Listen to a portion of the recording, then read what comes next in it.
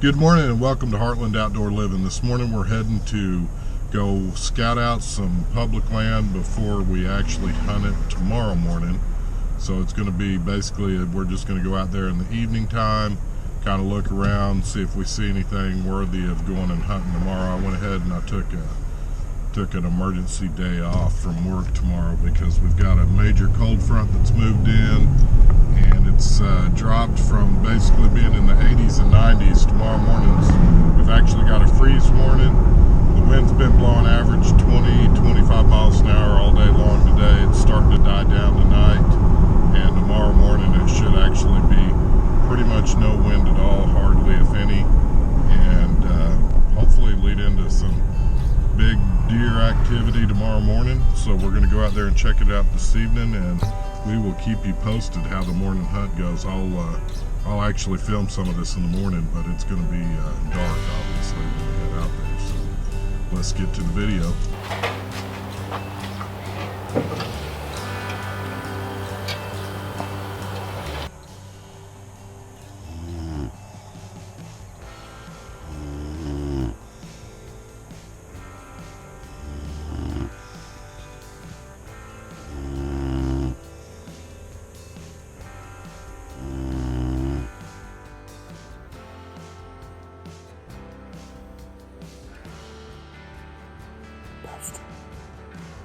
It's time to get up and go out.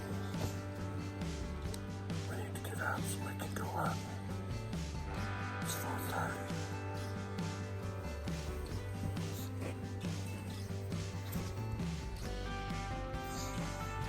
It's 4:30, buddy. Let's go hunting.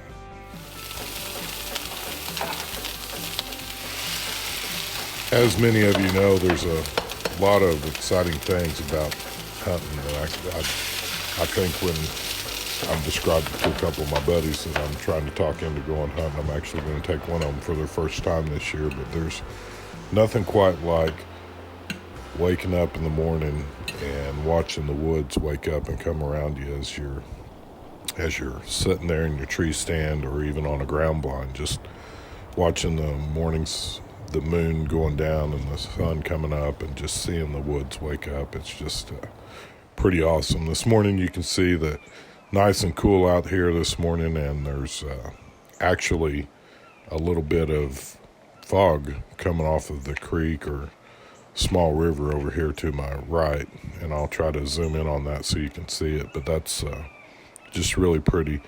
We ended up sitting here all morning, and I think it was probably about 8 o'clock in the morning. I had 4 does come in from the north, and they were off to my left. And then it was probably 8, 9, and 10. I had some coming from the north going south that were, I think there was a group of 4 and then a group of 5 and then another group of 5 or 6. I don't remember for sure. I got it wrote down somewhere. And then later on, it was probably about 11:15, I decided it was time to get out of the tree. And of course, as luck would have it, I get everything down on the ground. And again, there's 6 more deer coming in, and I can see them from where I'm standing. And all the deer that came in here this morning, they were all running roughly right around that 30-yard mark, which is about 10 yards too far for me with the trad bow to even try to even think about shooting.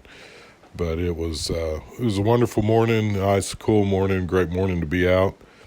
We did go ahead and go out last night, yesterday evening, and sat there. I ended up moving my tree stand a little bit further, closer to the trail that all the deer were using. And unfortunately for me, and I don't know if you'll be able to tell it in this picture, but there's a little bit of brush and stuff up here on the far right-hand side of my tree stand, or actually my saddle that I'm hunting out of. And I'm pretty sure that there was some does bedded in there, because the one ended up coming out right to the right-hand side, which would be a horrible way to try to shoot from a saddle for me. But she stepped out. She was right in that 20-yard mark, but she was already really antsy, and she was right on the other side of another tree that had a lot of limbs on it, lower hanging limbs, so there wasn't really a shot opportunity there either. And She stood there for a little bit. She never did really, she didn't blow. I think she knew I was in the area. She never seen me, but she definitely was uneasy and kind of just took off at a nice little pace when she left. And again, like I say, she didn't blow out of there. She didn't flag or anything else, but she definitely wasn't sticking around to see what had her a little bit worried. So I'm guessing the wind by the time she actually came out, or that evening, was a little bit off of my right. It'd be off my left shoulder and going across my left face. So I was just off wind enough, but where she came out was a little bit closer to right in line with where she probably would have been able to scent me. And I'm going to speculate that's probably what happened. So that's part of trying to hunt those little off wind hunts, is sometimes you get busted and sometimes they pan out great. Had she been a little bit further to the left, I don't think she would have ever known I was there, but I think she might have been bedded there the whole time, which actually is pretty encouraging considering that I was able to get up in the tree, and I think she's less than 50 yards away from me where she was bedded down. So that's saying that I got in there pretty quiet and got set up pretty quiet. So anyhow, guys, this is the end of this hunt. We'll end up doing a lot more videos. I've actually had a camera arm that I could strap to the tree, which would help me on getting some of these videos, because right now I'm struggling with I'm either going to get a video or a shot, and I can't hold both the camera and the bow. So I'm trying to remedy that, and maybe that'll help with some of the actual deer that I'm seeing. Maybe if nothing else, I can at least get some video of them, because I keep grabbing my bow thinking they may end up coming into range, and so far I'd have been better off just grabbing my camera and getting some of it on video, but that hadn't been the case. So again, guys, I appreciate your patience. Thanks again for tuning in and watching this video. If you like this video, give it a big thumbs up. We appreciate your likes, comments, and subscribes. And as always, may you have a blessed week.